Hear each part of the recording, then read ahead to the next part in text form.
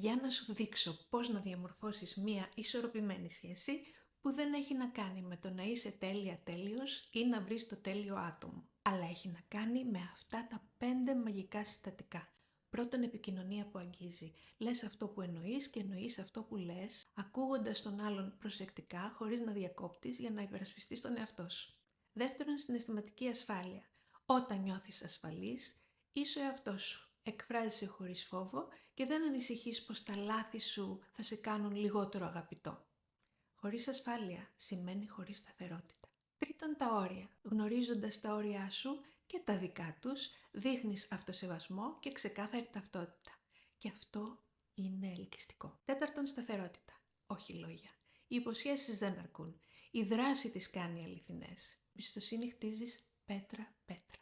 Και πέμπτον, η σχέση με σένα.